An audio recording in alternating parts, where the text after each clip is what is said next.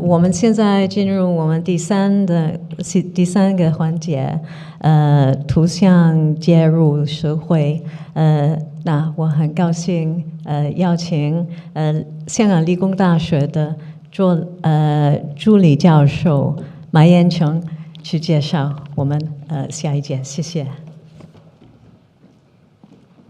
好了，谢谢 Tina 谢谢MGR 的同事邀请我来主持这个演讲。那我们这一场的主题是图像介入社会。可能在场有观众会想，哎，这个题目到底它背后的意义在哪？特别是可能有些观众大家习惯当代艺术的一些视觉经验，认为已经知道当代艺术当中有一些可能是公共艺术社会参与艺术，都已经觉得艺术跟社会的关系是很密切的。但是呢，其实我们从一个比较宏观的历史角度去看的话，这个未必是，特别是在传统文人社会当中，艺术可能某一个程度上是比较抽离于社会。所以在这个对比之下呢，艺术在怎么样的情况之下能介入到社会，就有一个很大的意义了。还有在刚刚那一场演讲当中，各位的观众可能也听到，就是其实现实主义，对吧？艺术转向现实的那种描绘，也是对于跟社会一个互动，展示画家对那个社会的一种批判性也有关的。不过我们这一场呢的讲者，他们的研究的个案，他们所研究的那个媒介，对于介入社会就是有一个可能更大的参与度，也是因为他们的那个媒介的特性当中，讲者他们会讨论到有那个漫画能够在报刊刊登，然后呢有版画能够大量的印刷，所以这两种媒介呢，在艺术史的研究里边都认为是更加能够介入到社会的。那还有一位讲者呢，会我们介绍到，某一年1935年，其实跨媒介之间同时也是突然对于介入社会这个概念呢，特别就是感兴趣。好了，那就事不宜迟，我先很快介绍一下三位讲者。第一位呢就是蔡涛老师，蔡涛老师现任广州美术学院艺术与人文学院的教授。他之前呢曾经在广东美术馆工作，他这个背景呢跟他等一会的报告有很密切的关系。他从事中国现代美术史的研究与策展，特别关注战争与社会变革对艺术的影响。那第二位呢是李公明教授，他是广州美术学院荣休教授和前任前美术史系的主任。近年呢就是研究20世纪中国美术史，特别是文化大革命时期的美术史。那第三位呢是吴雪山老师，现任北京的中央美术学院人文学院的教授。之前呢03到15年呢，他在中央民族大学任教，主要研究的领域是中国艺术史还有视觉文化史。有一个有意思的地方呢，是三个讲者他们的报告都关注于不同的时空。那第一位呢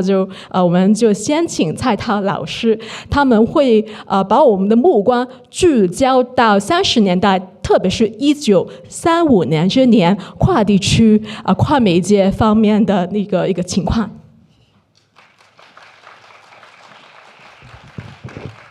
谢谢麦彦琼老师的介绍，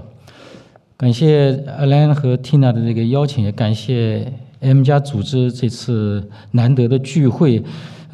今天非常有幸在这个赢得广泛赞誉的美术馆，向在座的各位观众和老师们来分享我的这个研究。那么这个题目呢，是不久前广东美术馆的新馆开幕之际我在构思的。那么在来到广州美术学院之前呢，我在这家美术馆就工作了差不多14年，所以在这里的工作经历，那么就让我深刻地体会到美术馆机构在当代社会的质性能量和公众的影响力，也理解了艺馆的特色藏品和学术研究前沿的密切关系。那么在今天的分享当中呢，我想首先回溯一下广东美术馆藏品形成时的心意啊，就包括研究者、策展人和捐赠者在内，以及从过往的研究性展览中，我获得的一些启示。那么推动广东美术馆立项，那么一直到1997年建成的呢，是1956年。在广州成立的中国美术家协会广州分会，那么后来呢就改变成叫广东省美术家协会啊，也就是黄兴波、杨纳维等人领衔的这个机构。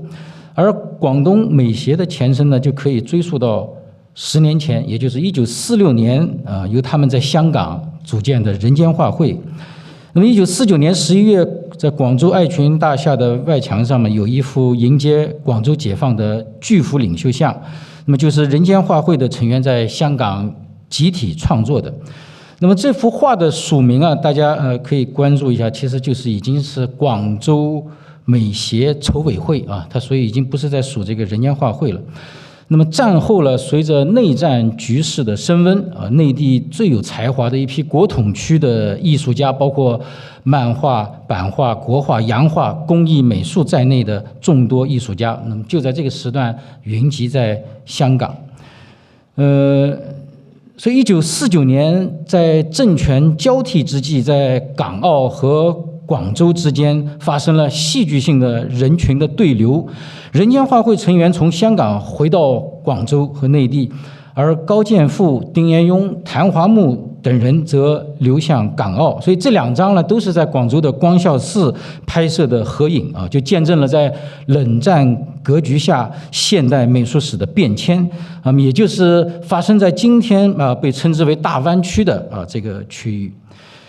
所以1997年广东美术馆开馆展览之一呢，就是由李伟民教授主持研究啊，当然也有这个王煌生馆长联合策划的啊，就是现实关怀与语言变革，20世纪前半期一个普遍关注的美术课题，首次回顾了这段战时的美术史。10年之后呢，我和日本的学者就是库雷莫托尤基吴梦静啊，策划了浮游的前卫展览，关注了战前中日之间的现代美术运动。那么这2个展览呢，就构成了广东美术馆关注早期中国现代美术史的学术特色和藏品的基础。浮游前卫的这个展览，它关注的是1935年成立于日本东京的中华独立美术协会。那么从广州、上海、东京的这样的一个都市网络来考察中国现代艺术在战前的一个发展生态。创会成员啊，像梁锡宏啊是中山人，那么赵寿呢是疍家人啊，还有李东平啊，他是这个粤北的梅县人啊，都是这个粤籍艺术家。我们在当然他这个很奇怪，当时还请了一位就是叫白霜的一个法国人啊，我们到现在都查不清楚这个是一个什么样的人，就是在东京啊出现了一个法国人。那么我们在展览的第1单元啊，就回顾了他们以超现实主义为中心的一个现代美术的创作与传播活动啊，因为大量的这个原作啊都已经不存在了，所以我们也是跟这个日本的同事啊做了很多这个文献的展示。第2单元呢也很有意思啊，就是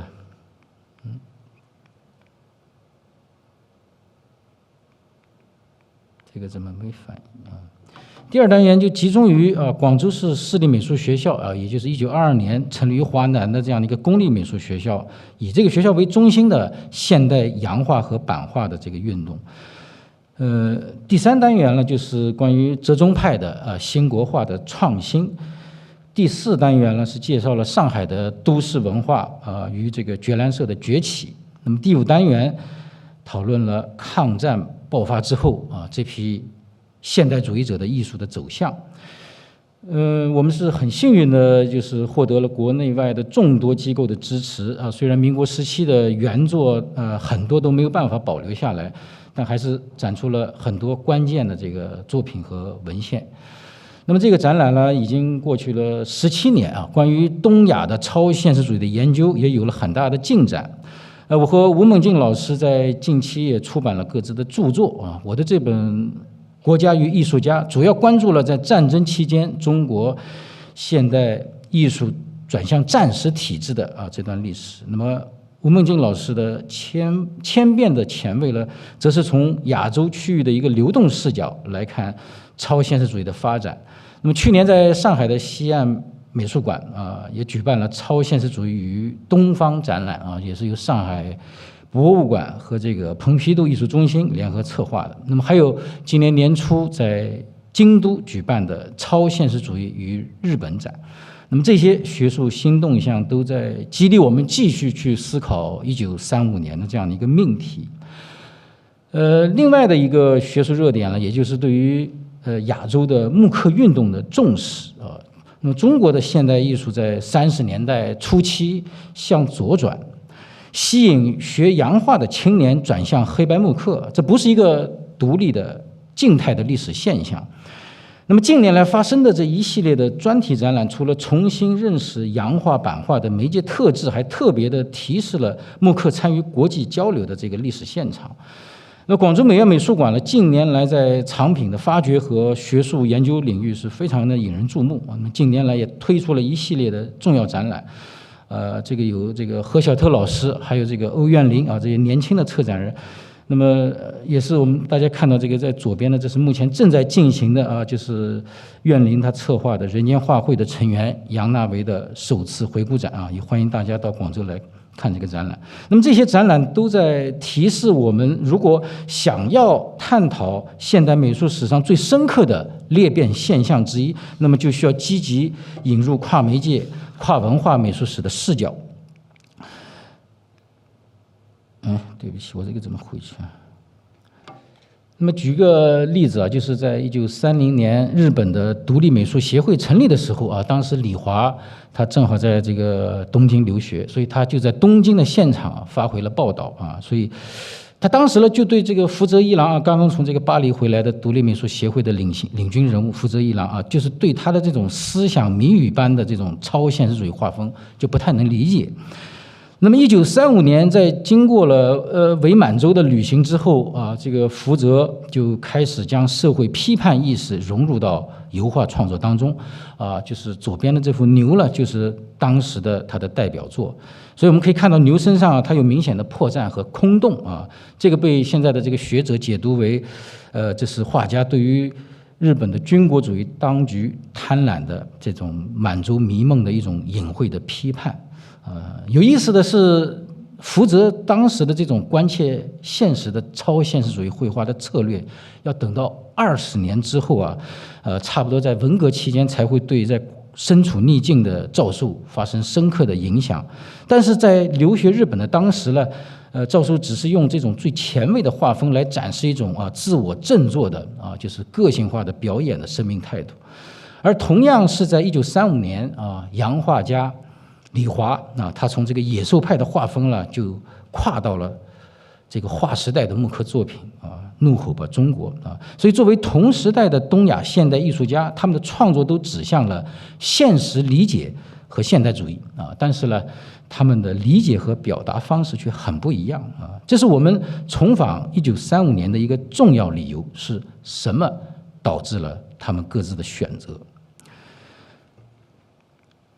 所以在当时我们做展览的时候呢，只是认为中华独立美术协会代表了那些追赶西方先进文明的中国年轻艺术家的激进态度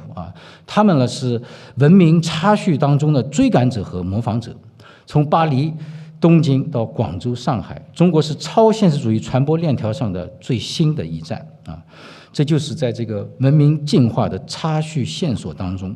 他们要做中国前卫艺术的代言人就是一种时代先锋的一种表面姿态。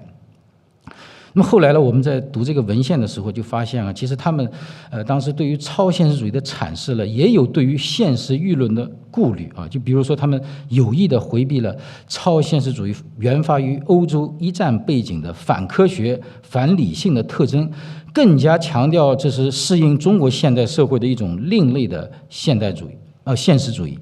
那么这个提法就很有意思啊，就是最有前卫姿态的中国艺术家，在当时也必须面对战争危机逼近啊这样的一个现实。所以我们就可以去理解到，就是为什么广州市立美术学校就是这样的一群洋画青年，在最早接触超现实主义的李华的带领下，是在1934年成立的是现代版画会这样的一个组织啊，他们走出了这个画室，走进了这个身边的现实和民间艺术的传统资源，所以这个也是在萌芽当中的现实主义在中国的洋画运动内部原发的一个早期动向是非常重要的。我们也可以看到，同时期就是高剑父主持的新国画运动，1935年也是在从这个珠江流域移到了长江流域。而在东京，高剑父的学生方仁定、黄浪平等人呢，就和中华独立美术协会也有非常密切的交集。他们在理念上是一致的希望发展与世界现代艺术同步的中国现代绘画。那么这和我们今天理解的岭南画派显然是有距离的。在这个艺术家群体的很边缘的位置，有一位叫沙飞的一个汕头的电报员。他很快的就放弃了就是成为画家的梦想他当时也在做这个画家梦。他敏锐的意识到了这个新闻摄影才是面向战争实现社会动员的新锐的艺术媒介。1936年，他因为记录下了鲁迅最晚年的这个社会的一个参与的活动，一举成名。我们重新评价1935年中国现代美术的生态也就是艺术家们共识性的交织起来的现代的媒介意识和对现实的理解。那么这个时段最深湛的现代美术成果可能是来自于洋画家关良和谭花木，他们受到了日本画坛东洋回归的思潮影响，重新的摄取消化文人画的内涵，和野兽派后印象派的洋画语言进行融合。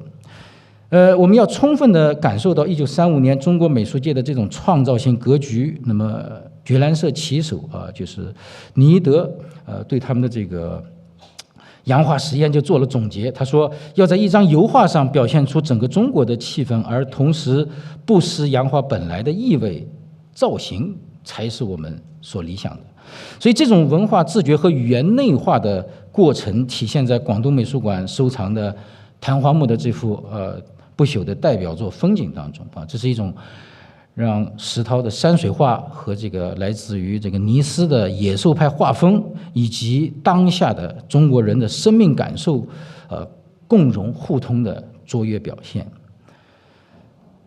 那么最近几年，对于关良的这件1935年的代表作《西桥》有了新的解读我在上海鲁迅纪念馆里边看到了现代版画会成员陈仲刚创作于同年的这幅套色木刻，那么就推测这很可能是广州市立美术学校西洋画系的师生们1935年在西桥山的暑期写生。那么在这个写生现场，中国洋画运动的两个新动向出现了一个是中国风的西洋画，一个是转向民间和大众的木刻版画。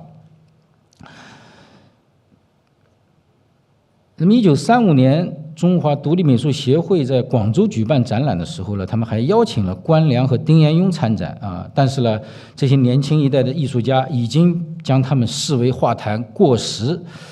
但是值得尊敬的前辈前辈们当然也注意到了年轻学生的新动向他们20年代初期在东京留学时创作版画已经登场，但此时的全球已经刮起了左翼文化的风潮。在民族和社会危机交错弥漫之际，那么中国的洋画青年转向了更具表现力和政治参与度的木刻，强调艺术介入社会现实的功能和内容表达。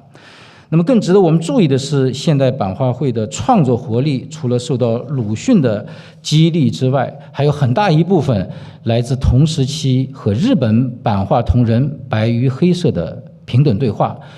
他们不仅在广州的机关刊物《现代版画》中每期介绍日本同人的作品，也受到日本民艺运动的影响，那么刻制民俗主题的专辑，甚至在东京同人的支持下，出版了2本中国乡土玩具集。而1935年诞生的李华代表作《怒吼吧中国》，正是与这种中日之间的跨文化对话同时展开的。那么在鲁迅的密切的关心下，那么他们在很短的时间里就开拓出了一种将现实关切、国际视野和反思性的民间传统社曲联动起来的全新的创作格局。在鲁迅、郑可、李华、廖志昭明等人的参与下，一个以巴黎、东京、广州、上海的思想文化资源为背景的现代木刻运动逐渐的壮大起来。那么这是同时期的洋画运动推动者中华独立美术协会和觉兰社难以望其项背的。那么更加了不起的是，他们的组织力和行动力以一种官方民间联动、实地展出和纸媒连载的方式，迅速拓展出了全国性的城乡巡展的模式。洋画运动由此过渡到了对应于战时状态的艺术宣传战。最让人感到意外的是，一般被左翼美术家视为落后的国画家的行动力。1935年成立于广州通宁道的民间画馆，展现了主持者黄少强走向民间的现代绘画理念。那么这件早前完成的赏樱，就是艺术家重新思考国画在现代社会语境下的传播功能的代表作。1935年，黄少强的北游之行即将结束的时候，他积累下了一批美术界同仁为他画的肖像。这批鲜活的肖像郊游记集中的收藏在广东美术馆。这些现代主义画家以自己最新鲜的技法语言来描绘这位特立独行的艺术家。洋画家何三丰的这件水墨小品很明显的借鉴了时兴的木刻画风。关良的这帧画像了行笔苍色，形象别有韵致，是他现存最早的水墨画之一。司徒桥的这张更珍贵。1934年他把北平冰窖的画室借给了日本画家列奥纳多·福吉塔就是藤田四治在里面画油画。所以在贫困和这个炽烈的创作欲的煎熬当中呢，他发明了主笔这是一种在中西话剧之间寻找语言融通的尝试也是现存最早的司徒桥的主笔画之一。那么最后对一些相关的重要作品呢，需要做一些附带的说明比如广州美术馆也就是艺博院收藏的这2件赵寿的作品一直呢被认为是30年代的原作也以这样的身份参加了国内外的一些重要的展览但是呢，我们在做赵寿回顾展的时候，就读到了陶永白老师80年代写给赵寿的信就是这其实是应陶老师的邀请赵寿根据黑白图版重新绘制的。那么，所以这2件原作呢是85新潮的时期重新回顾中国早期现代美术史的产物那么另外还有这件广为传播的1935年的梁锡鸿的代表作《风景》如果我们稍加比较的话，和他1930年代发表在杂志上的野兽派画风其实这幅画是没办法对应的所以我们也专门的做了技术的分析就是这其中也没有改绘的痕迹，所以我现在的推测这很可能是在特殊的历史条件和恐惧的心理下，那么画家为了家人的安全制作了一张看起来更加稳妥的1935年的作品我们还需要做进一步的研究。谢谢大家。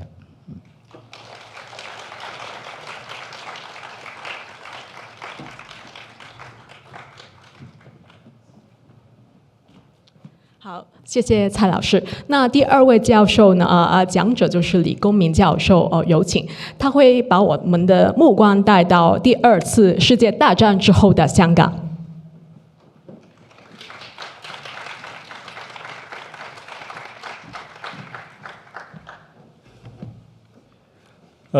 多謝咁多位朋友一齊嚟分享呢個關於廣東嘅藝術，咁亦都非常感謝 M+ 嚟到去邀請我，俾我有咁嘅機會。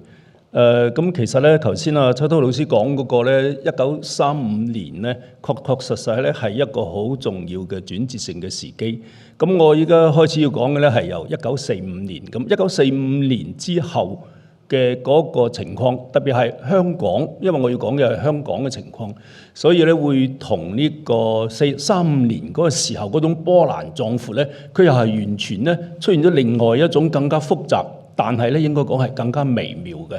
咁我介紹呢個黃新波啦，黃新波先生咧，佢係我哋廣東台山人。咁啊，早年咧佢就係去到上海美專讀書啦。咁喺讀書期間咧，佢係參加咗上海當時嘅左翼嘅組織，參加咗嗰種即係左翼運動啊咁樣。同時喺魯迅所號召嘅新興毛克運動入邊咧，咁啊黃新波係非常之積極，係得到咗魯迅嘅支持嘅。咁啊，應該係我諗係38年定39年，我唔記得咗。佢係加入咗中國共產黨，所以後尾佢係有3次嘅機會喺香港係工作同埋生活嘅。1931年到32年，同埋1941年同42年。咁啊，後尾係45年到49年。所以我今日要講嘅咧就係第3個時期。咁啊，呢第3個時期咧就係會好重要講佢嘅版畫。不過實際上咧，可能熟悉呢段時間嘅朋友咧，可能會有印象就話：哇！呢個時候黃新波喺香港畫嘅嗰啲現代主義嘅油畫好緊要喎，的確係好緊要。而且咧，佢嗰批油畫係受到咗呢個中共嘅內部嘅文人團體嘅批判。咁但係咧，喺呢個相比之下咧，好可能因為咁嘅原因啊，喺呢個時期佢創作嘅8幅嘅版畫喺香港創作嘅咧，相對嚟講個研究咧係未夠嘅。咁我記得係1985年嘅時候咧，黃蒙田先生喺香港嘅美術家雜誌咧就係連載咗一批關於呢個黃新波嘅回憶文章，其中有一期我記得好似係第7期啊，就係專門講介紹呢個時期佢創作嘅8幅嘅呢個版畫。咁我呢個整個研究咧，其實係一個最基本嘅一個來源咧，應該係同呢個好有相關，同黃蒙田先生早年嘅研究好有相關。不過咁樣，因為黃蒙田先生嗰個文章主要係一個回憶性嘅，所以咧關於香港當時嗰種歷史背景文獻研究咧，並唔係佢一個重點。所以咧，我喺我個研究入邊咧，會更加關注咗呢幾個問題，譬如講呢個當時香港嘅社會狀況係點啦。咁黃新波反映呢個時期嘅香港喺佢嘅木刻入邊有啲咩新嘅藝術特徵咧？仲有一個咧係比較微妙複雜嘅問題啦，就係喺國際化嘅香港環境入邊嗰種左翼藝術家嘅黨派立場，嗰種文宣嘅風格，同呢啲藝術家黃新波佢哋藝術家、人間畫會啲藝術家，佢哋嗰種咁嘅真正嘅人道主義精神，亦即係我哋而家所講嘅初心啊！嗰個初心嘅人道主義，同呢個咁樣嘅左翼嘅咁樣嘅嗰種路線咧，有種好微妙複雜關係。到底係點樣咧？佢哋點解能夠共存得咁好咧？咁我哋下邊嚟睇一睇。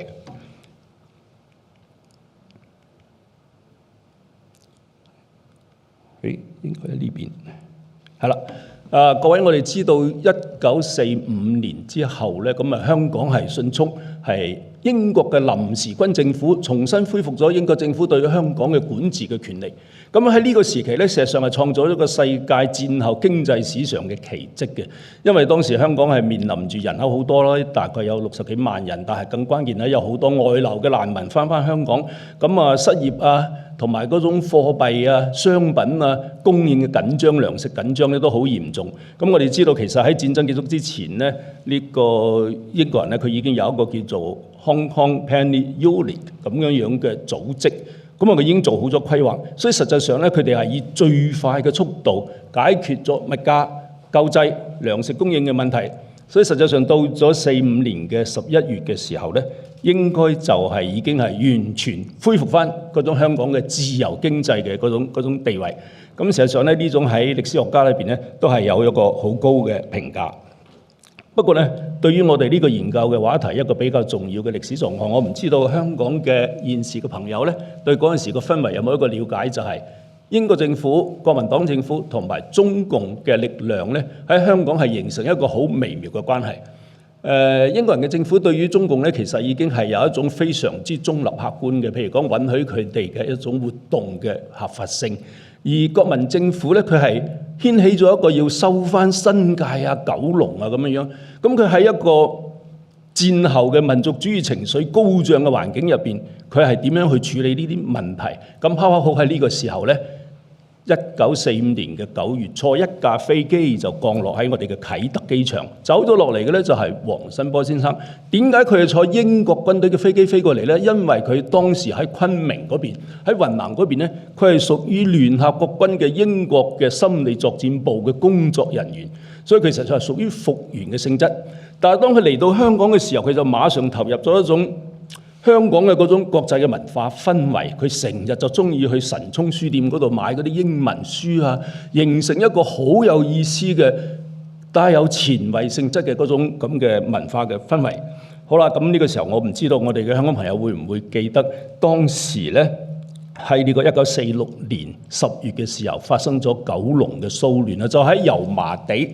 咁當時呢個背景係咩呢？就係嗰啲攤販，無證嘅攤販係被呢個警察咧係要驅趕逮捕嘅。咁有一個攤販叫做黃水祥，係賣花生嘅。咁嗰日咧吹雞拉人，咁佢就跑，結果有一個印度籍嘅香港警察就追上咗佢，就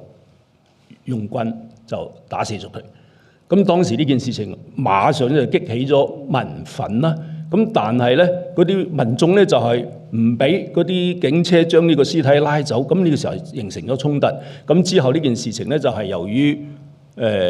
港英政府咧其實仲係用一種法治嘅方式去處置，所以實際上呢件事情咧就係冇發展到好嚴重嘅，都仲係一個能夠解決到。咁啊，據說後嚟咧家屬係接受咗呢個撫恤金。咁呢個係46年嘅事情。咁我琴日同一朋友講，我就話記唔記得46年嘅10月、56年嘅10月同66年嘅10月，同樣喺九龍發生咗暴動嘅情景。咁呢啲諸位呢啲係咩呢？呢啲我覺得就係一個，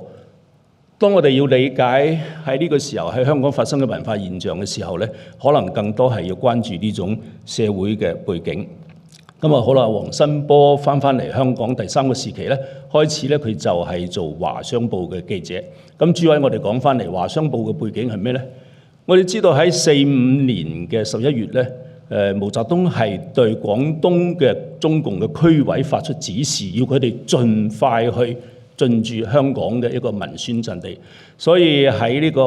45年11月之後咧，中共嘅呢個機關報鄭報就創刊，華商報咧46年嘅1月就復刊，47年嘅1月咧由群眾週刊創刊。總而言之咧，當時整個宣傳嘅形勢咧喺香港係形成一個非常之強嘅中共外宣嘅咁嘅陣營。咁啊呢個咧就係呢個干諾道中啦。我唔知道而家呢個地方係咪仲喺呢度啊？咁呢個華商報咧係非常之有意思嘅。佢係中共嘅機關報，但係咧佢所執行嘅嗰個辦刊嘅路線其實係相當好嘅，相當理性嘅。佢係堅持文人辦報，堅持從香港嘅社會新聞出發，堅持咧要反映香港底層民眾嘅嗰種呼聲。所以實際上咧，華商報係好有號召力嘅。咁啊，黃新波就係做咗呢個華商報嘅外勤記者啦。咁佢咧就係非常之忙，所以佢後尾佢就話：點解佢版畫創作嘅數量唔多咧？咁樣其實黃蒙田先生回憶就係話：哇！佢真係好忙啊，忙到瞓覺都冇時間啦，跳上個電車就喺度諗，翻到去咧又要喺度寫嘢等等。呢個就喺華商報嘅時候嘅一個咁嘅工作嘅狀況。咁啊，當時咧好多難民都唔單止係大陸噶啦，咁啊呢度主要就係大陸難民。呢個喺銅鑼灣嘅山仔上邊嘅起到嗰啲木屋。咁其實上咧呢啲咁嘅歷史圖像背景咧，喺黃新波先生創作嘅，突然間我哋會睇到嗰個版畫裏邊咧，一樣係有咁嘅背景嘅。好啦，呢一幅咧就係黃新波翻嚟香港第3次時期嘅第一封創作嘅作品。嗱，關於呢件作品咧，又好有意思嘅。點樣解讀咧？佢係聆聽嘅聆。咁到底係邊個講嘢？佢哋聽啲乜嘢嘢咧？咁黃蒙田先生咧曾經會覺得咧，呢個就係母親喺度講述，而佢個女咧喺度聽。咁實際上仲有冇另一種可能咧？就係當時呢個可能會唔會有教堂嘅鐘聲啊等等咧？總而言之咧，有一種解讀正話喺呢個畫面上，我哋睇到有一種宗教嘅情緒啊。咁呢個係一個問題。第二個咧就係呢個女仔嗰隻眼係睜咗好大嘅，咁樣咧，我哋會發現呢個時期嘅黃新波嘅創作咧，經常都會出現一啲形象個眼係睜得好大嘅。咁呢度有咩含義咧？咁同時佢嘅油畫亦都有咁嘅特徵。咁所以呢件作品從藝術風格上嚟講咧，會諗起40年代初期黃新波喺桂林時期嘅一個風格嘅延伸，但係喺呢個時候咧，佢亦都有咗新嘅發展。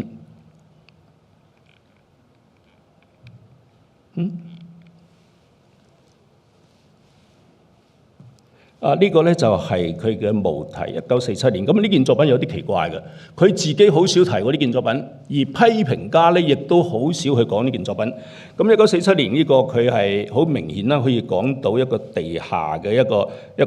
個鬥士嚇，嗰個火把未熄滅。咁佢上邊佢嘅戰友咧就喺度商量咧，我哋係能唔能夠繼續去戰鬥咁樣樣。咁其實呢個題材咧，從佢呢首詩無題呢首詩你應該了解得到。同時我唔知道我哋會唔會記得呢個時候佢又係47年，佢畫咗一幅戰士嘅一個咁嘅形象，一幅油畫，佢跪喺度，嗰支槍咧又係好似個火把咁樣嘅。咁實際上就呢件作品咧，我會諗到啲咩問題咧？喺黃新波先生嘅心目中，關於共和民主嘅嗰個理想嗰種火焰係一直都唔能夠熄滅嘅。呢個係佢嘅內心中一直有一個咁樣嘅情結，所以如果我哋將佢40年代後期嘅呢啲作品聯繫起上嚟，甚至乎講喺49年之後返到大陸之後，黃新波借助對於魯迅嘅詩句嘅解讀所創作嘅作品呢，我都隱隱約約睇到咗一個咁樣嘅關於共和民主嘅理想係絕對唔會熄滅咁嘅含義。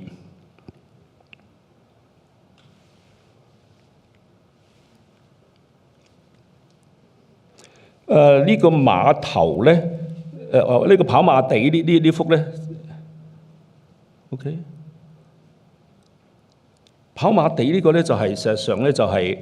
點樣講咧？左翼美術入邊比較少嘅一個主題就係施捨窮人呢個主題。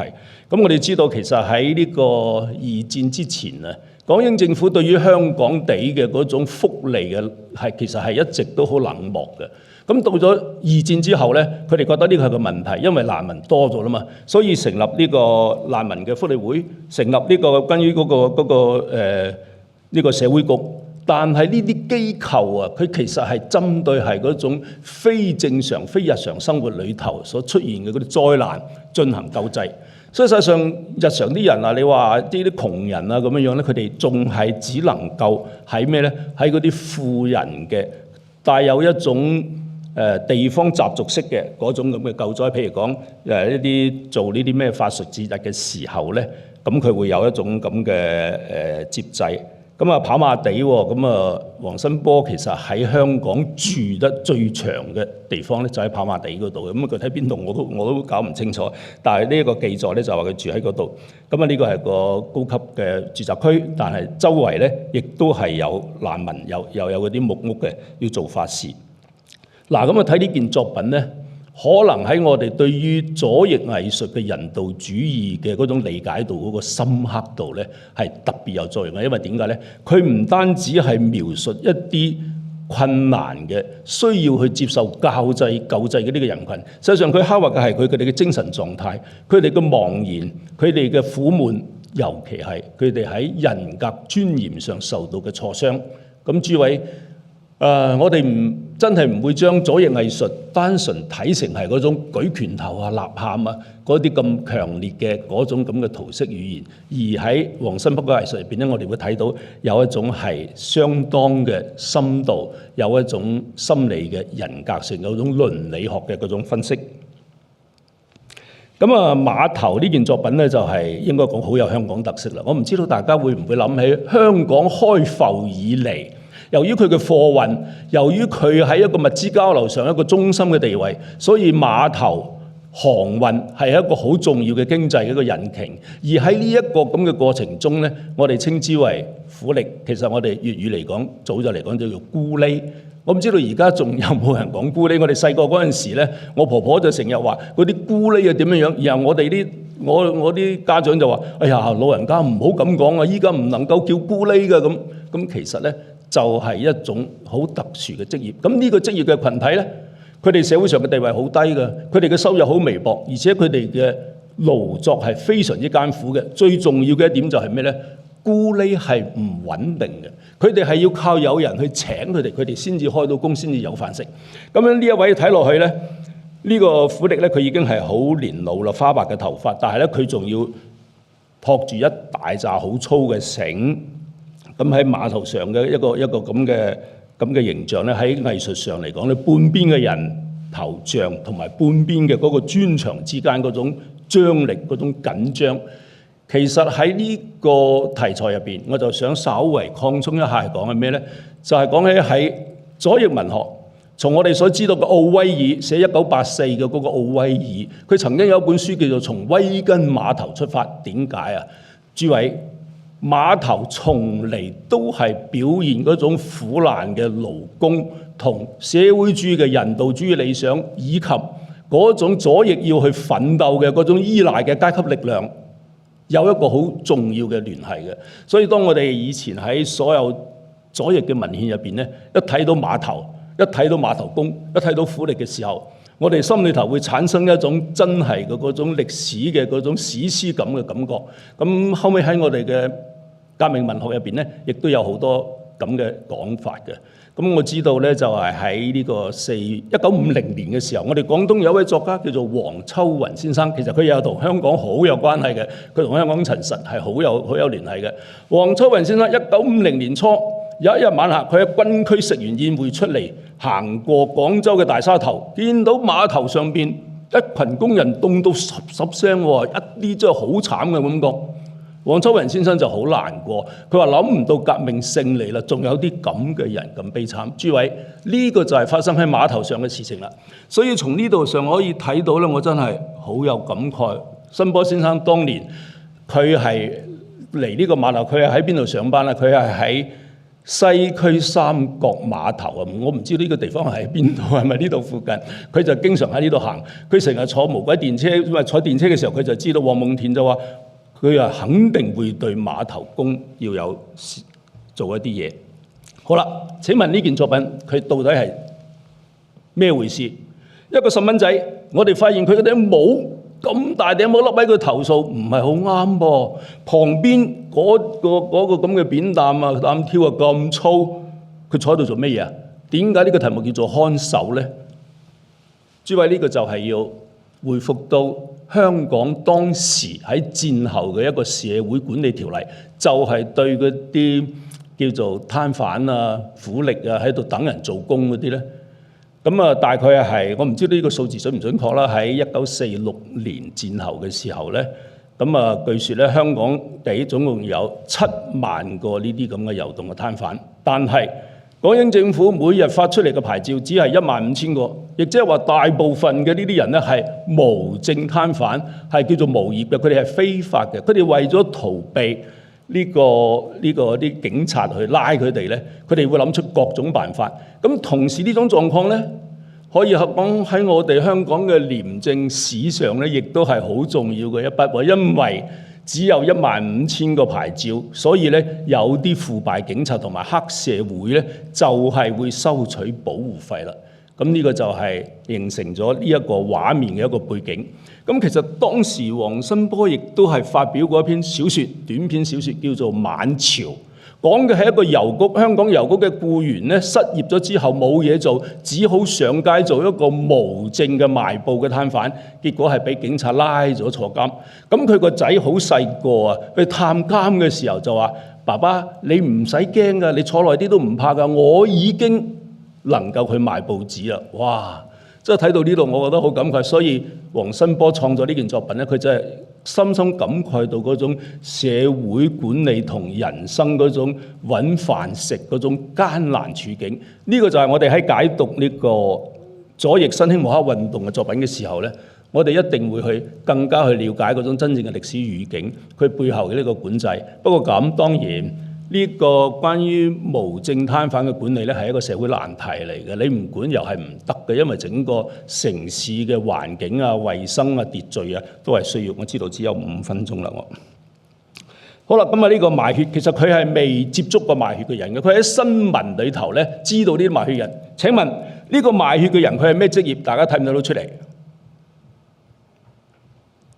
呢個賣血嘅人咧，佢就係一個碼頭嘅咕喱。點解咧？佢冇着上衣，而且咧佢就係着條底褲嘅啫。呢個就係佢哋典型嘅打扮。佢冇辦法，冇人顧佢，佢就去賣血。賣血出嚟呢個畫面咧，係一種心理同埋生理上嘅雙重嘅頭暈眼花，一啲辦法都冇，覺得整個人生係絕望嘅嗰種狀態。而我哋有冇注意到佢腳下邊嘅嗰啲好整齊嘅屋咧，係富人嘅屋嚟嘅。再加上佢嘅周圍嗰種用一種白點整出嚟嗰種激烈嘅氣流嘅漩渦，呢個係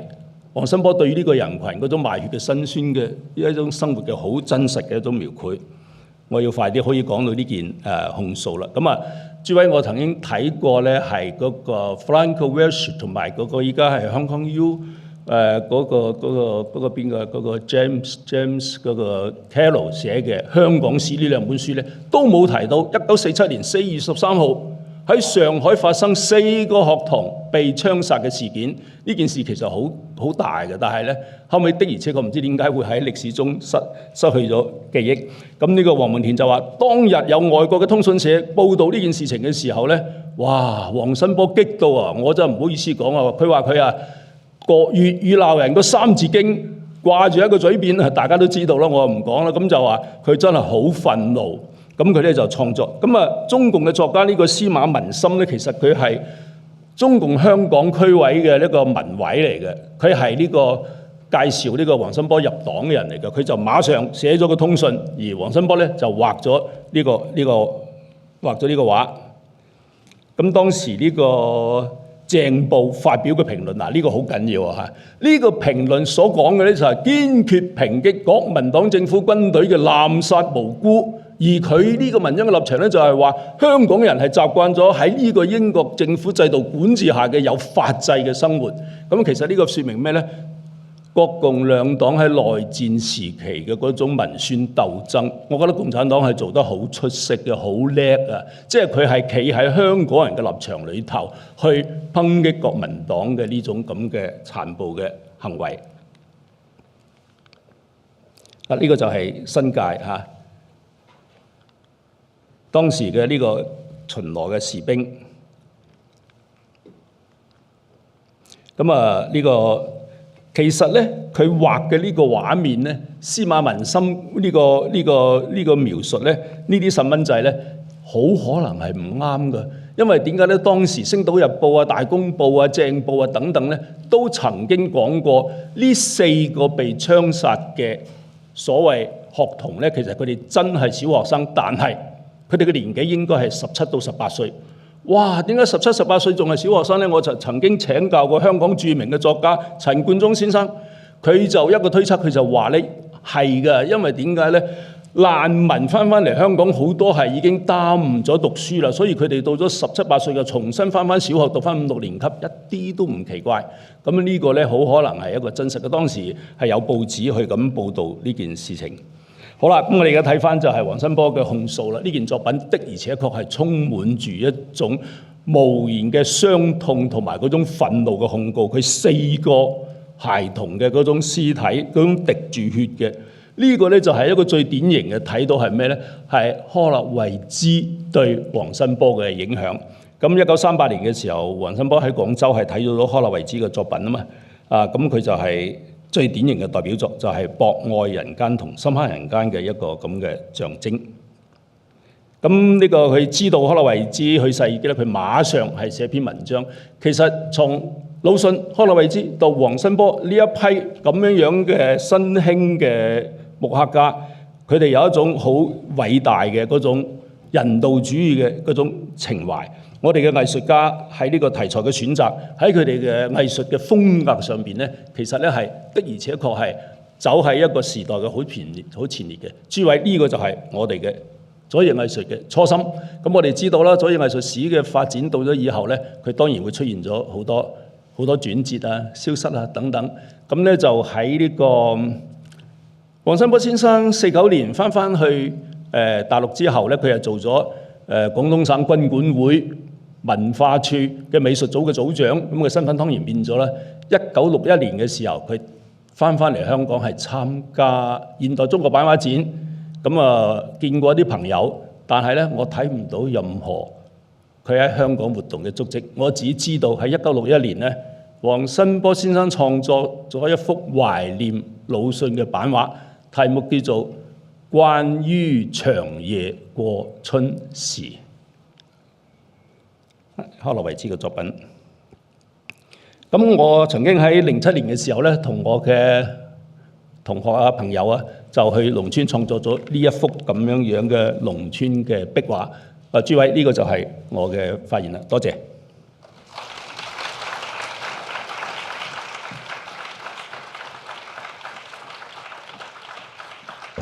多謝李公明教授好字正腔圓嘅廣東話發表，好生動。那我們請三位講者到前台，我們來一個對話。我們大概有20分鐘的時間，對吧 ？OK， 行。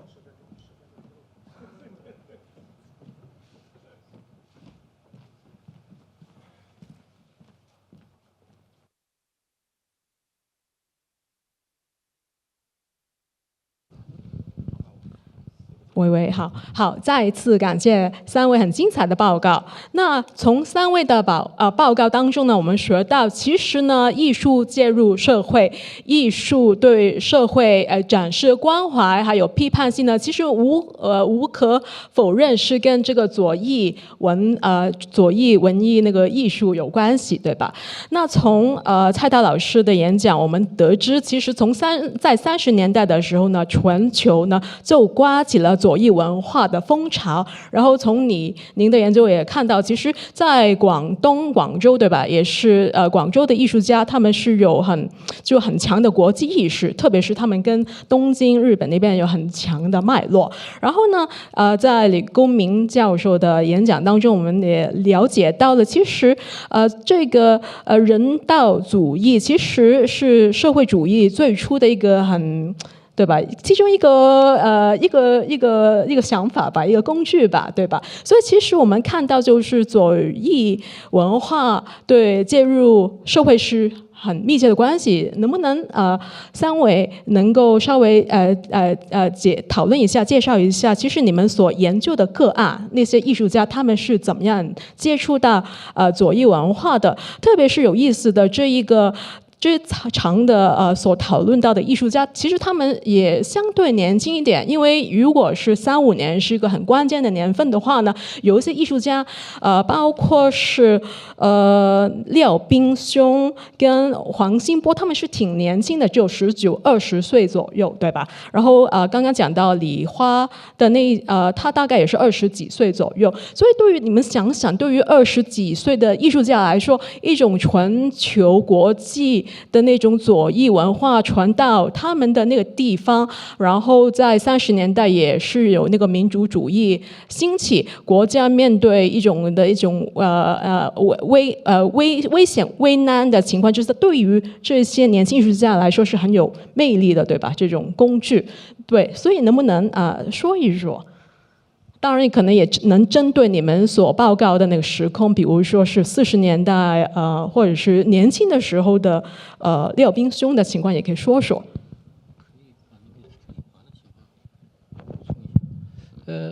我想補充一下那個關於李華的情況。現在在上海魯迅紀念館，我們其實可以看到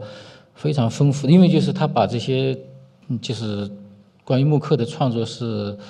一批批的都寄給了魯迅嘛，所以魯迅紀念館其實保有一個非常完整的關於這個木刻啊，它是怎麼樣從這個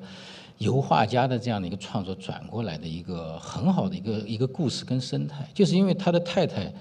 李華的太太也是一個洋畫家，跟他一起留日的，得了殘乳熱去世了，他非常的悲痛，所以在這個情況之下，他是用這個木刻啊，他接觸到這個木刻就是用來療傷的一個方式。所以這個個人理由在當時是非常的強烈，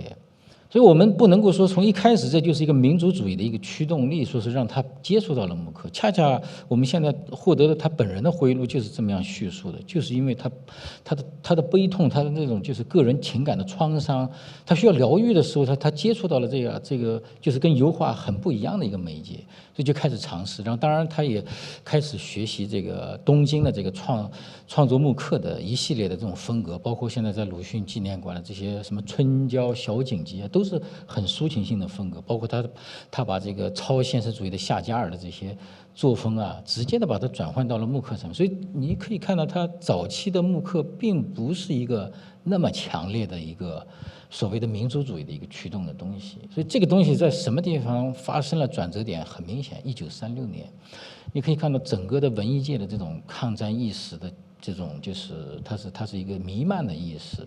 所以在这种就是整体的抗战意识的一个驱动下面，就是现代版画会的这样的一个转向。从35年是吧，跟日本那么多的合作，包括在东京甚至出版了这个广东的还有北方的这个民间玩具集，就是说这么密切的一个和日本同事的合作，突然到了这个36年初，日本的这批同事也开始进行日本的这种战争动员，他们也出了这个战争美术的一个专题。然后我们看到，就是广州的这批木刻家也都在这个时候转，所以这种非常激烈的一个变化，就在那几个月里邊。對。我補充一個咧，就係黃新波先生其實佢的而且確係好細個、好年青咧，就係對於社會嘅苦難係有好真實嘅感受，而且佢係真係一個天才嚟嘅。佢喺上海美專讀書嘅時候，佢創作嗰個組畫《平凡的故事》，哇幾緊要啊！佢寫嗰啲官兵去捉嗰啲村民，因為佢哋交唔到啲地主啲租，咁啲村民點反抗？當時嘅黃新波先至係17歲。但係我哋而家睇嗰個畫面上嗰種黑白對比人物形象整個場面嘅地道，哇！你17歲而家啲僆仔真係考大學都未考到，但係佢當時真係好有藝術嘅天賦。咁喺魯迅啊同埋啲前輩嘅培育下邊咧，佢係成長得非常之快嘅。呢個係第一點我要補充。第二點咧，其實黃新波嘅內心一直係對西方嘅人道主義文學，譬如佢最中意嘅羅曼羅蘭啦。喺呢個陳實先生所寫嘅嗰啲回憶入邊，黃新波先生所寫入邊，香港嘅國際化嘅嗰種氛圍咧，其實俾佢哋最大嘅就係一種人道主義嘅薰陶。咁呢度我就補充就係諗起偉大嘅法國嘅文學家雨果嘅小說93年，佢一個主題就係喺絕對正確嘅革命之上，仲有絕對正確嘅人道主義。其實我後尾諗翻起咧。黃新波嘅左翼嘅新興木刻，其實就係一直係有個咁樣嘅概念包含喺入邊嘅，所以佢其實到咗後尾50、60年代，佢所表達佢仍然係能夠用一種能夠允許嘅手法去表達嗰種通過魯迅嘅題材啊，頭先我講關於長夜過春時啊咁樣去繼續表達出嚟，所以佢真係好嘅呢位藝術家。那个关于左翼的问题，因为在30年代的时候，左翼其实很强大。比如说举个例子，比如说鲁迅是吧？鲁迅那个时候就是所有年轻人都要读的东西，大家对鲁迅都很熟。那么你只要喜欢鲁迅，肯定就难免会左一点，是吧？所以这个很正常啊，在我看来啊。当然也不是说就所有年轻人就都会属于左翼，是吧？你要表达出来，是吧？做一些符合左翼标准的作品，他才属于左翼艺术家。那么这一批人呢，比如说刚才不管是李华，还是黄新波，还是廖斌兄，是吧？他们后来我们可以看到他们在50年代，是吧？或者60年代，那就先不说了。反正到至少80年代，他们在中国的这个艺术界都占了很高的一个。比较高的一个地位，那么他能够从30年代开始做创作，到了50、60年代、70、80年代还有一个很高的位置，那肯定是因为他左，对吧？这个很正常啊，他不左，他就后来就没有他们了啊。不左就沒有他們啦，那就至少他不會有這個位置。係啦，咁啊關鍵咧，其實真係我哋好想繼續去研究左翼嘅美術、左翼嘅傳統、左翼嘅初衷。後尾係點樣發生咗歷史嘅一種變化嘅？呢個係一個好有意思嘅題目嚟嘅。M 將能夠將來再搞一場這樣的討論。是，好的，那我现在就进一步问个别的问题了，因为每一个讲者的演讲都其实提出很多很有意思的问题，包括是蔡太老师讲到就是那个跨媒介的一个情况，对吧？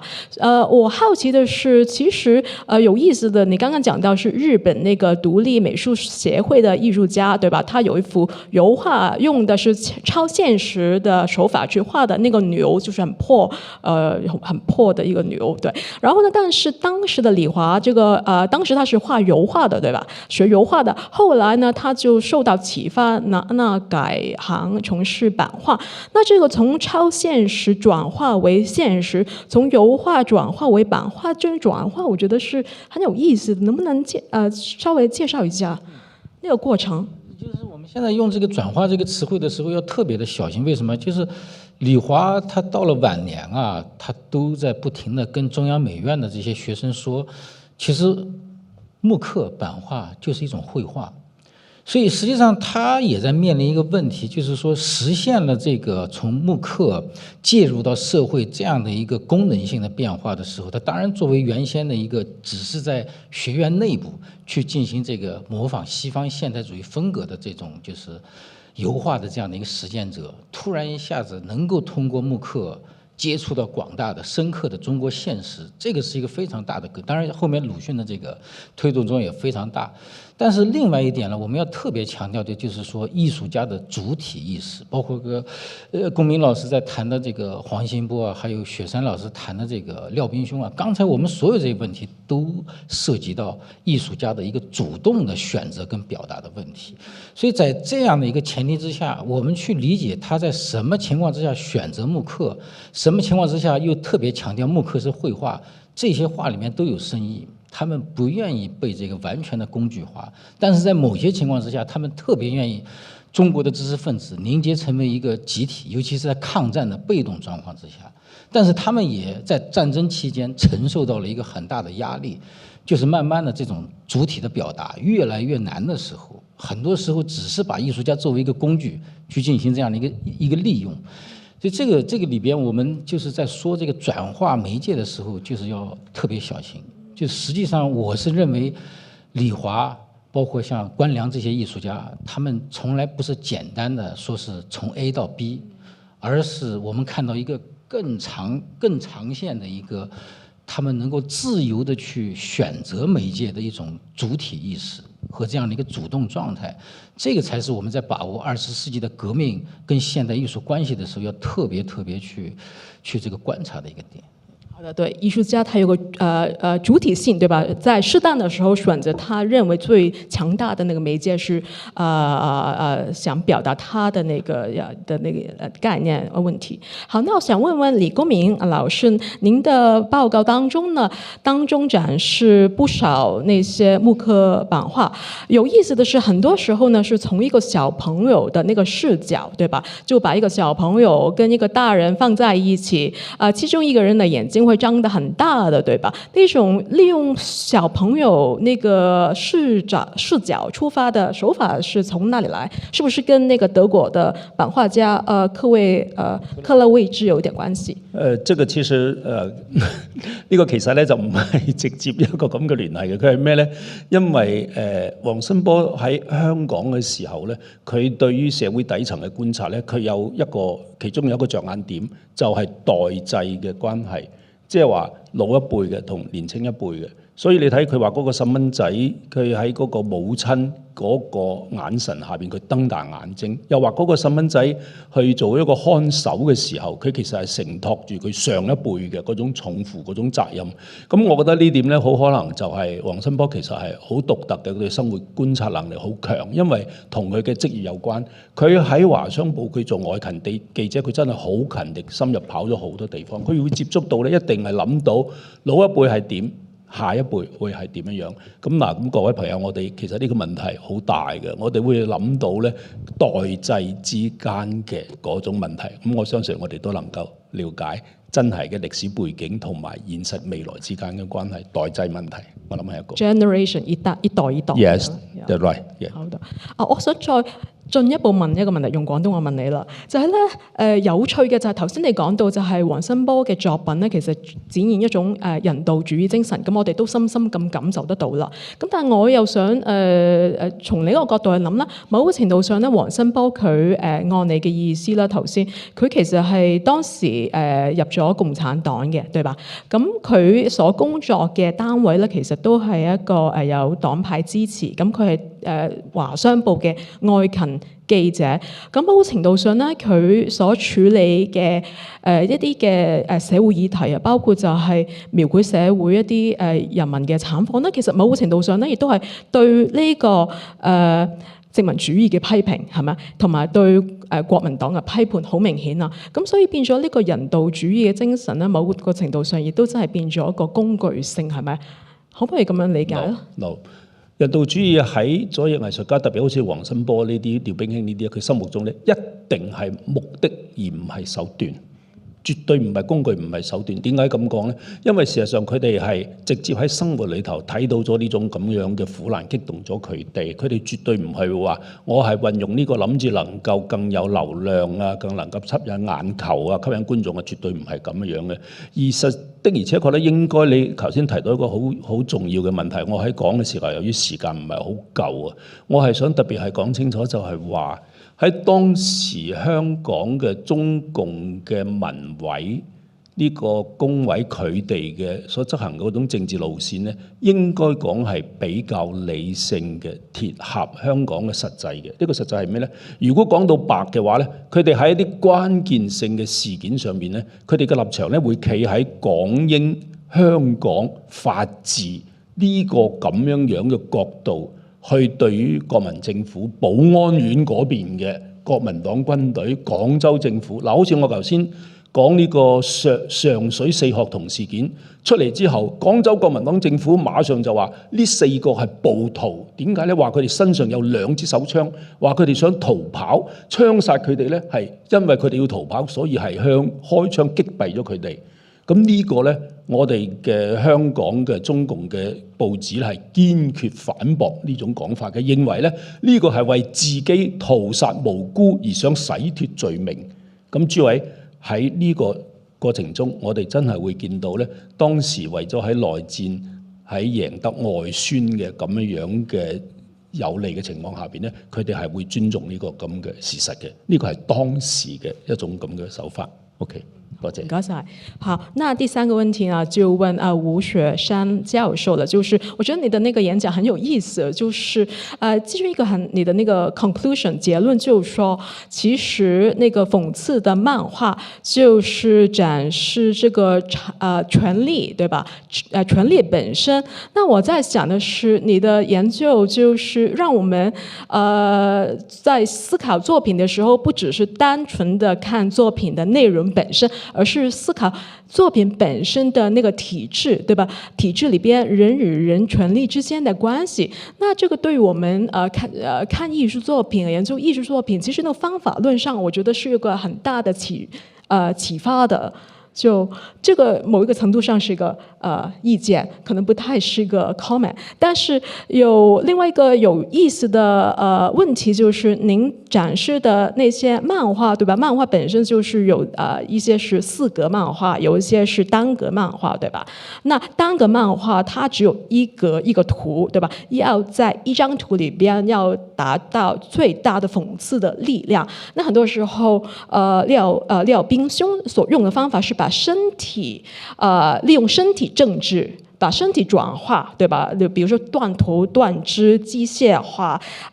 癌極化等等這些技巧，其實它是有沒有說是從哪來的呢？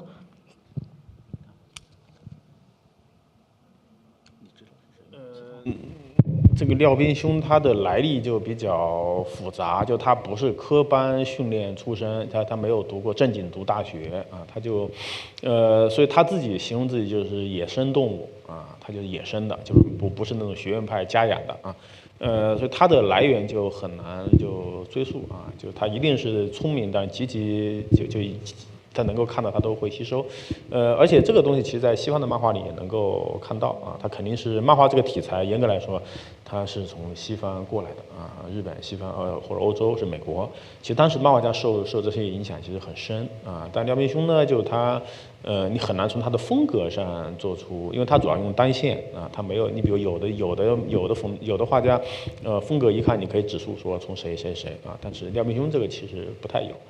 但你可以看出他那个比较早年的20年代的跟那个30年到40年代，他的风格其实是有一个从比较笨拙、比较执着啊、比较简单到越来越复杂啊，那个风格手法越来越多元的一个过程，他自己也在成长啊，但你很难说他是受某一个人啊，这个就。好的，行。那我们看看呢，观众也有很多的问题呢。先看这个廖斌兄窗口那幅画。对白是如实绘画，是否也是否定艺术能表现现实的可能性？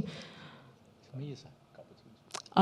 楚。这个就大概我这么理解啊，就是说，因为刚才前面有一场都是谈现实主义嘛，是吧？可能自己跟上一场的问题就结合起来了。就是那个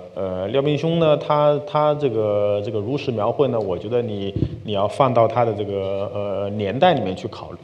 虑。就它有一个语境，单纯的看一幅画是没有语境的，尤其是那个时政性的漫画，一定要有考虑语境。那么当时这个如实描绘的语境是什么呢？我查了一下，当时他的前几个月正在反对自然主义，就是说在我们前面也有那个听众问这个写实和现实的关系，对吧？那么比如说什么叫自然主义呢？就是我看到什么就画成什么，它一定是写实的。但是呢，在50年代就被认为你看到什么画什么，不是现实主义。现实主义绝不是你看到什么画什么啊。那么他这种如实描绘呢，放到50年代的语境里面，就是指的是那种自然主义的，看到什么就画什么的这样一种方法，而不是那种现实主义啊。现实主义它跟我们正在发生的，或者是它还有差别。好的，那有一个问题就问李公明教授的是：30年代左翼美術與50到80年代初左派攝影創作的區別有點大，這個問題。呢個問題唔係有啲大，而係對我嚟講，我根本冇辦法去回答，因為我從嚟未研究過50到80年代初嘅左派攝影創作區別。咁我覺得呢個題目都幾有意思，但係我真係唔知道，譬如講點樣界定咁長嘅一個時段入邊有左派攝影。咁如果有嘅話咧，應該又有右派攝影啦，咁右派攝影係點樣咧？所以我係好多謝呢位朋友提出啲問題，但係咧我係承認我冇辦法回答，我會好好學習。多謝。好，其實時間不多，但是 OK 沒有了，那就是我。没有了，对吧？没有，行，好的，那就是我们这场的讨论就结束，谢谢大家。谢谢。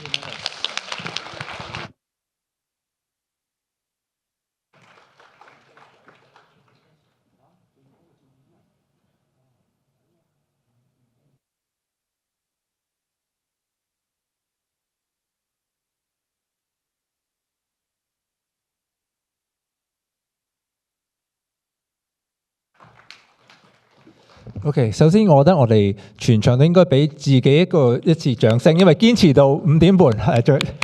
多謝大家係。咁但係咧，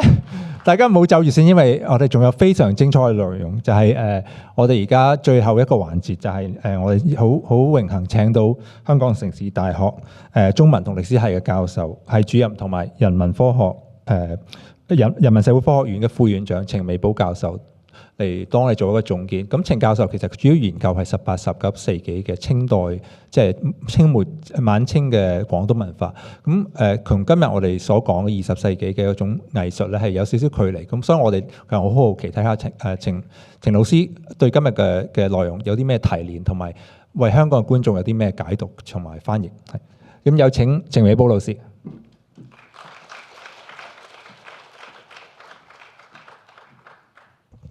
真係辛苦大家，仲要堅持多半個鐘頭啊！其實我諗全場最大壓力、最留心嗰個係我，因為我好早咧就已經被告知咧，我要做一個即係總結嘅發言。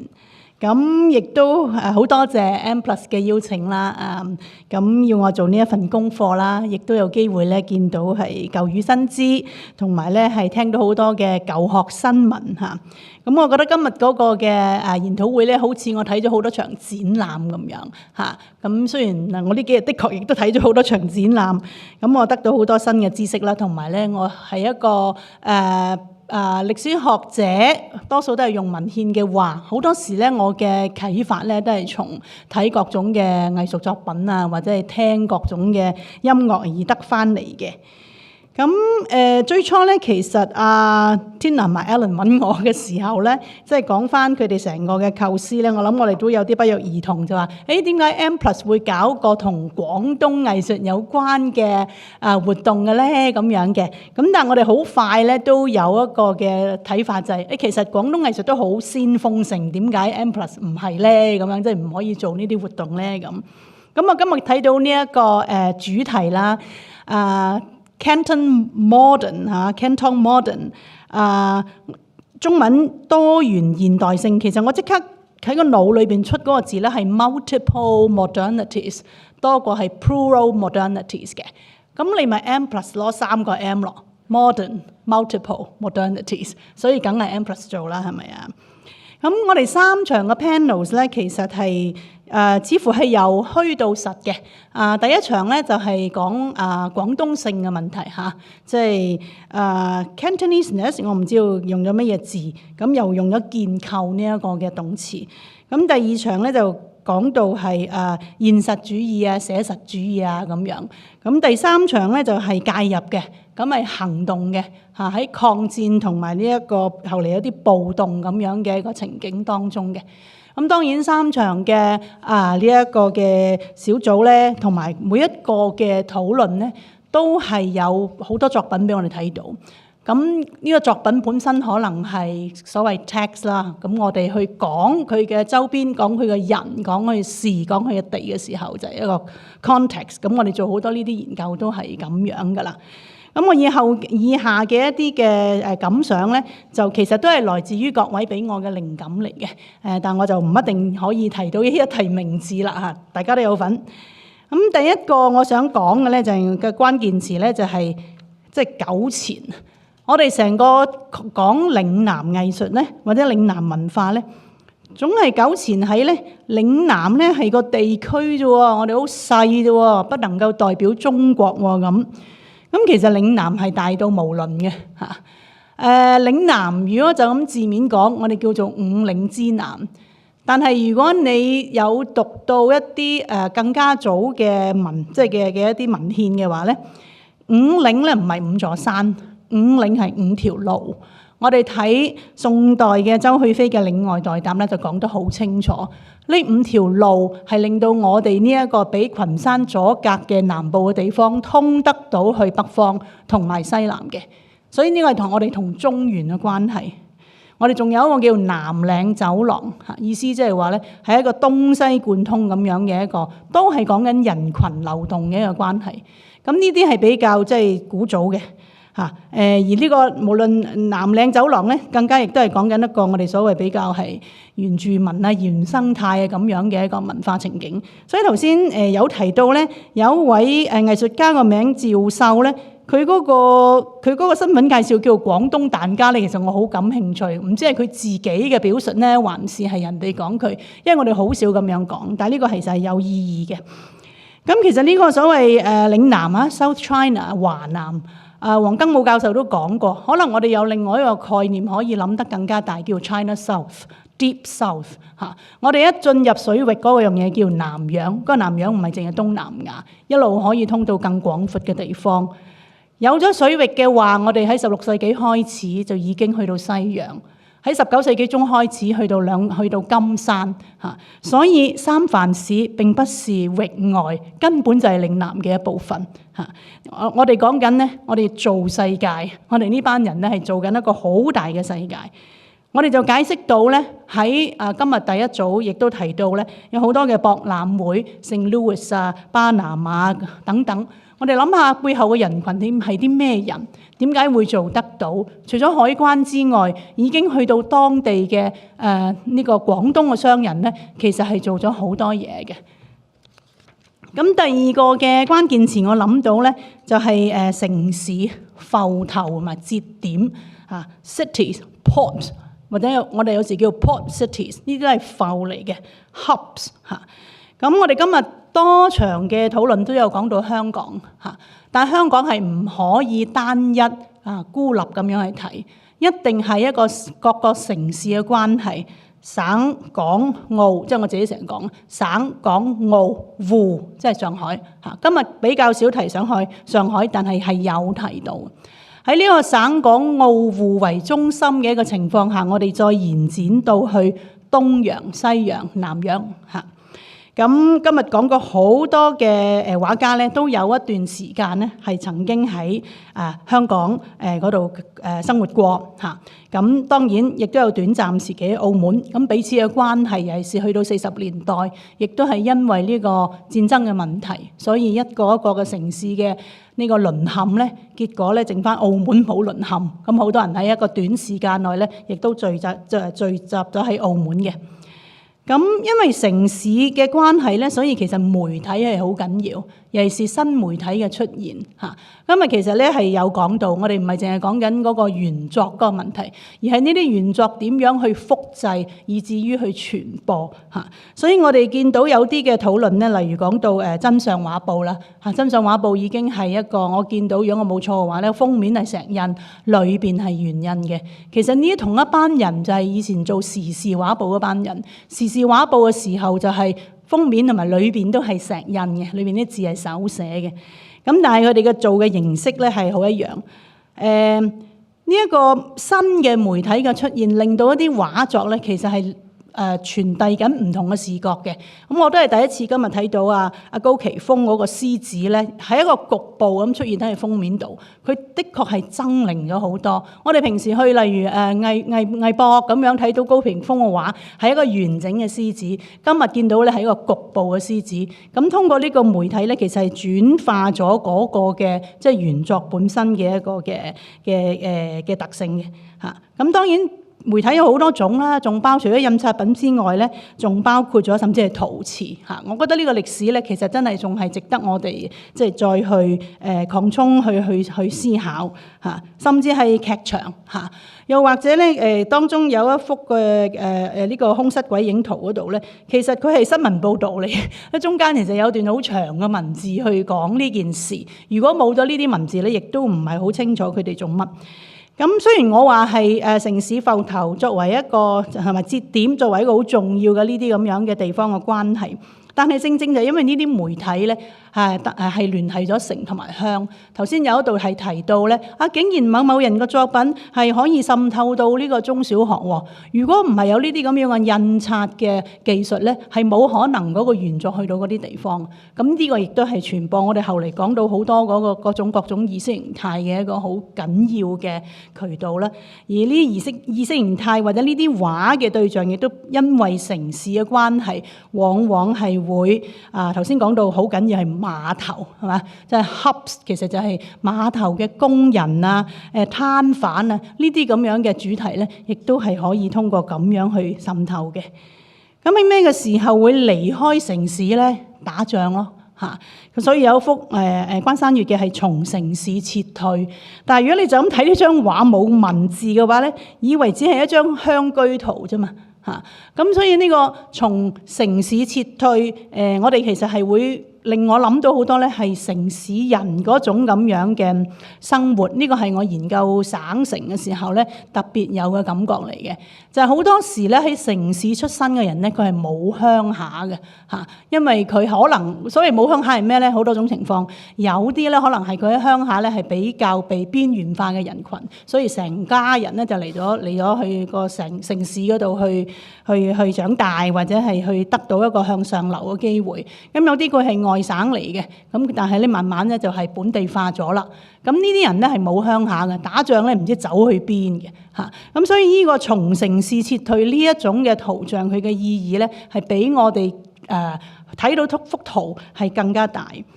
咁當然啦，即係我哋今日呢一個會喺香港嗰度開，咁我哋亦都多位嘅作者咧喺度講到香港嗰個重要性，呢個亦都係無可否認嘅。尤其是頭先咧係一再強調咧，呢個係一個法治嘅香港嚇，係一個法治嘅香港，喺當時嘅人咧已經係好注意得到㗎啦。咁所以我哋幾個嘅討論，包括人間畫會啊等等嘅組織咧，都喺香港係有一段嘅時間。咁喺危機時期嘅時候咧，亦都係大家去思考乜嘢叫做中國，咩叫國畫，咩叫做文化嘅時候。咁所以我哋見到例如好似廣東文化呢啲咁樣嘅或者以廣東文化為主題嘅咁樣嘅展覽會，就喺1940年出現。又或者咧喺頭先亦都睇到好多嘅畫家咧，佢哋喺寫文章嘅時候都會講到中國畫係乜嘢啊咁樣。咁第四個主題咧，就係我都好意外，就係我哋今日係多次提到聲音呢一樣嘢嘅嚇。咁呢個亦都係咧城市反映到城市之間嘅關係。我哋成日都會好容易討論到咧即係話究竟香港嘅廣東話同埋廣州廣東話有咩唔同啊咁樣。咁同埋今日竟然特別到咧話俾我哋用廣東話講喎。呢個其實係好奇怪嘅一種嘅安排同埋嘅心理反應嚟嘅。可以用廣東話講咁樣，咁點解唔可以咧咁？咁亦都有人話咧，我哋今日終於可以用鄉音講啦。咁但係呢個咧明明係城市之聲嚟㗎。如果真係鄉音咧，就唔係好似我而家咁嘅音嘅。但係又好得意嘅喎。以前咧又有人中意講咧，我哋呢啲叫羊城土話嚟嚇。咁呢個咁樣嘅聲音呢樣嘢咧，因為我自己有研究，就令到我咧亦都可以牽連到今日嘅好多討論。例如攞出一幅謝蘭生嘅畫咧，我唔係淨係睇佢幅畫嘅，因為我哋睇咗謝蘭生嘅日記啦，同一班人一齊閱讀。謝蘭生其實晚晚咧都去聽歌嘅嚇。咁所以其實佢所處嗰個聲音世界咧，正係我而家正做緊嘅一啲研究喺呢一個嘉慶道光年間興起嘅，用呢個城市之聲，即係話羊城嘅話、廣州話唱嘅歌，叫粵謳嚇。咁當然亦都有廖冰卿啦，我哋睇到佢嗰作品咧，都係有一啲打油詩喺度嚇，或者係啲押韻嘅文字。咁呢啲對於當時嘅文人畫家嚟講咧，一啲都唔難嘅。我哋睇翻時事畫報就知道啦，差唔多每一幅畫咧都會帶一首粵謳啊、南音啊咁，其實都係嗰班人寫嘅啫喎嚇。又或者好似阿潘達維微咁樣嚇，佢畫嗰個甚至佢應該成個人咧，即係投入呢個革命事業，以至於要去1911年農曆3月29號發生329事件之後，咁嗰啲為咗革命而犧牲嘅人，佢後嚟要去收屍，以至於後嚟再建立呢一個72烈士墓。將紅花崗改名為黃花崗，點知佢後尾又黃花又變翻紅花，呢個咁樣嘅過程。但係喺當時咧，亦都係有一首咧粵謳出咗嚟，叫做《黃花影》嘅嚇。黃花影仲帶住嗰啲血痕鮮，顧影之是英雄，且屬美少年，都係一個押韻嘅一個嘅歌謠。咁所以咧，其實我哋喺睇住呢啲畫嘅時候咧，我哋講咩叫廣東性嘅時候咧，聲音真係好緊要嚇。即係我相信廖冰卿佢點解一日到黑都寫呢啲咧？就佢成個腦子都係呢啲嘢。呢個可能係影響咗佢去畫畫嘅。而聲音點解緊要啊？因為佢由我肚裏邊出嚟噶嘛，最 inner 嗰樣嘢就係聲音噶啦。visual 嗰樣嘢反而係外在嘅。咁呢兩樣嘢我哋點樣去拼埋一齊去諗佢哋嗰個世界咧？嗰個初心咧？係，因為我哋今日講咗好多次初心，左翼藝術嗰個初心，其實包括作者引領我哋去睇嗰啲版畫或者係一啲嘅其他嘅作品，見到呢個主人翁佢嗰個眼神係好茫然，佢嘅精神係好苦悶嘅時候，可能都係過去我哋去睇所謂革命文藝嘅時候咧，係冇注意到嘅嚇。咁另外咧就係我哋其實今日咁啱都有個作品就叫做聆啊嘛，聆聽嗰個聆。咁其實佢做緊呢個作品嘅時候，就已經係叫我唔知道啦，起碼因為呢一個咁樣嘅題目名同埋嗰個嘅裏邊嗰個主角咧，佢嗰個眯埋對眼你係睇唔到你就靠耳仔㗎啦。咁所以呢幅畫好得意嘅，佢 visual 嚟叫我哋去聆聽嘅嚇。咁呢一類咁樣嘅多重嘅感官經驗咧，其實都係正如我哋頭先有一位作者講到一個所謂情緒嗰個現實嗰個問題嚇。我哋好多時睇個作品，可能係唔一定去諗到佢嗰個情緒，又或者我哋做歷史研究嘅時候咧，成日都會忽略咗就係所謂嗰個情緒嘅問題。我哋可能更加容易咧去理解一個理性嗰陣時發生嘅一啲嘅思考。我哋可能咧好容易咧係好 skeptical 咁樣去睇人哋啲嘢，佢哋梗係因為咁所以咁樣做啦。其實往往可能唔係咁樣嘅嚇，好多時候最初係無意嘅，後嚟可能係有意無意嘅，再後嚟嘅時候係好有意嘅。咁呢個過程其實我哋都需要好仔細去睇呢一啲嘅藝術家佢嘅生平、佢嘅經歷同埋佢嘅作品，先至係講得清楚嘅。咁所以頭先亦都有講到啦，即係廖冰卿嘅佢嘅好多嘅作品咧，其實係好多層次嘅。喺佢好多時候，其實佢係做咗好多唔同嘅嘢出嚟，咁亦都係有待我哋發掘嘅。咁今日其實亦都有提到呢個即係楊立維嗰個嘅木刻啦，我哋都討論到咧，都係我同阿蔡都，即係我哋我自己最中意嗰張咧，就係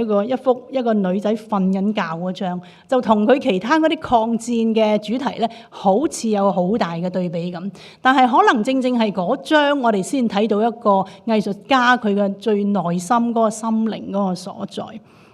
咁另外一個嘅關鍵詞我諗到咧就係元素啦，究竟係或者式樣咧，即係 motifs 或者係 elements 呢啲咁嘅嘢。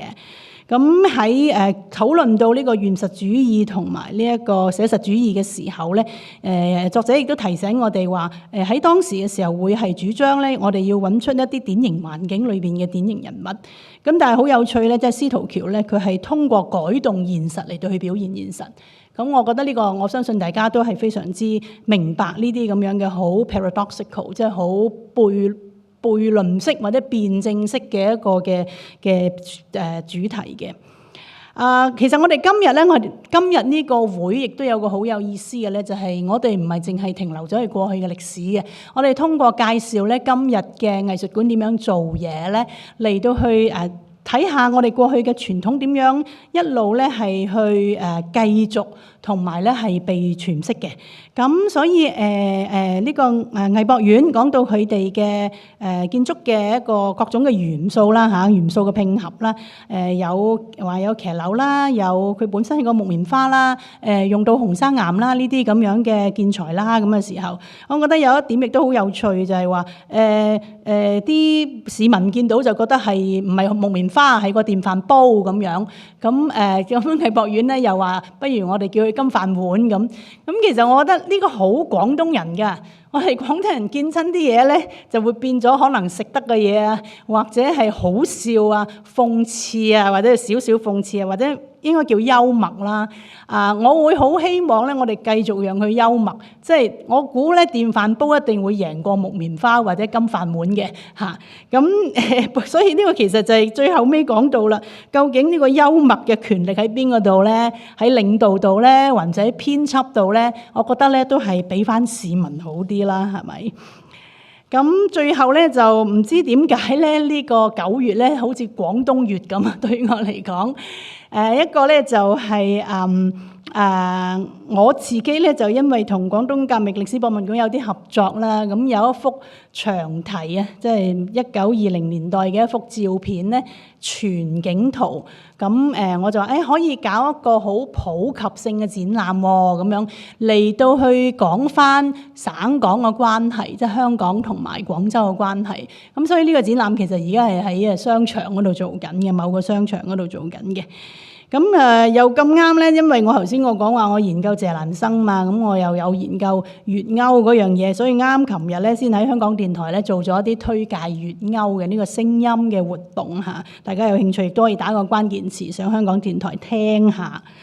咁與此同時咧，其實咧我亦都去完美院睇咗佢哋兩個展覽，一個就係嗰個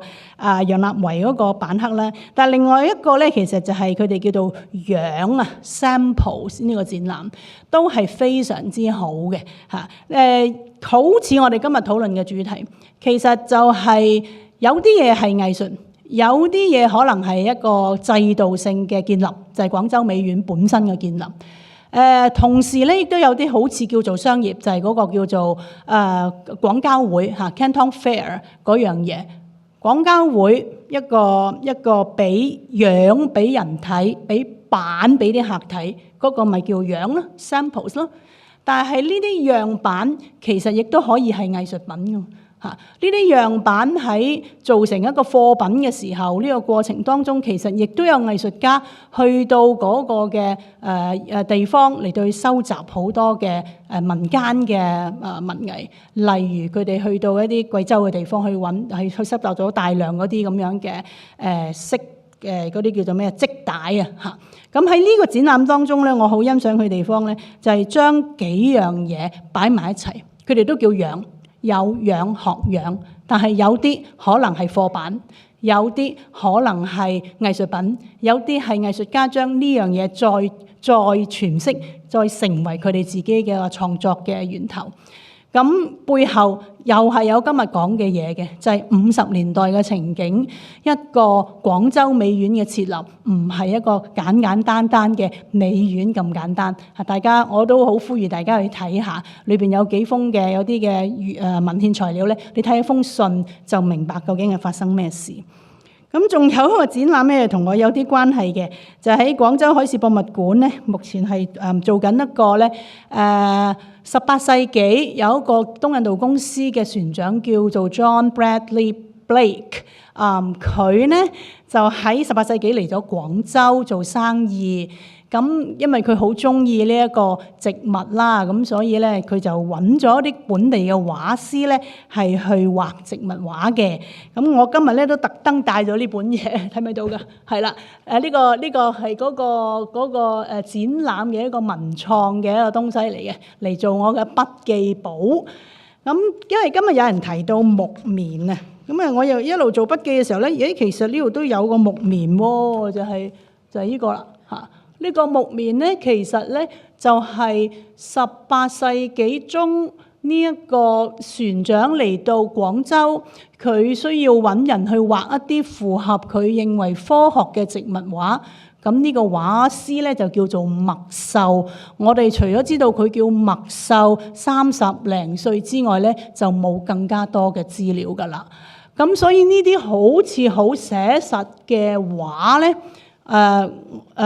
某一程度上可能喺18世紀中，我哋已經有一啲無名嘅畫師咧開始畫啦。佢對後嚟嘅廣東藝術究竟產生咩影響咧？可能係我哋繼續需要去追尋嘅問題嚟嘅。咁所以我哋今日有個觀眾咧，好似問咗個問題話：咁今日個木棉花同我哋香港有咩關係啊？咁樣，咁我唔知係咪因為呢位觀眾住咗喺個城市嗰度，其實我哋周圍都種咗啲木棉花。木棉花好多時候咧，就係你行下，即係尤其是去到春天嘅時候，佢就跌咗落嚟個地下度。咁你就會見到好多人執，將佢串起佢又好，曬乾佢又好，我嚟煲湯又好，煲糖水又好。呢個係我哋生活嘅一部分嚟嘅嚇。其實今日亦都提到一樣嘢，就係無論叫做寫生啦，無論叫做我哋嘅日常生活啦，喺好多嘅藝術家佢哋嘅一個佢嘅創作嘅過程當中，其實都係同嗰個佢所處嗰個自然世界係有關係嘅嚇。咁所以咧就如果我哋可以將我哋成個嘅注意力再褪前少少嚇，即係我自己個人嘅研究嘅一個睇法咧。我哋如果你叫廣東性又好，好多嘅今日你見得到一睇就覺得係廣東嘅嘢咧，可能可以再追早少少，就係18世紀中，因為18世紀中就係廣州成為唯一一個可以同西洋貿易嘅一個口岸。咁呢個時候咧，係令到呢個地方相當之發達，而出現咗各種嘅工藝品啦、音樂嘅傳統啦。慢慢去到19世紀中嘅時候，因為有咗香港呢個角色，亦都係逐漸咧俾香港一方面可能係取代，但係另外一方面咧，亦都係幾個城市並行。咁今日其實講得比較少，但係上海真係好重要。我哋諗翻咧呢一個真相畫報喺上海出版，而時事畫報咧係喺香港同埋廣州出版。你一路諗到一個咁樣嘅城市關係嘅時候咧，你又知道我哋呢個群體咧係點樣喺19世紀中到20世紀中嘅時候咧，有一個非常之大嘅擴大，以至於呢個嶺南咧並不係一個好狹隘嘅一個區域觀念，而係一個好大嘅一個世界嘅概念嚟嘅嚇。我諗我講到呢度先，如果唔係大家就太攰㗎啦嚇。好。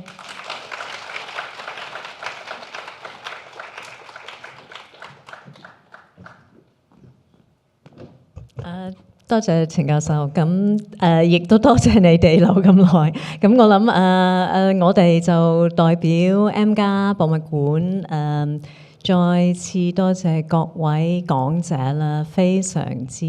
豐富一日嘅討論同埋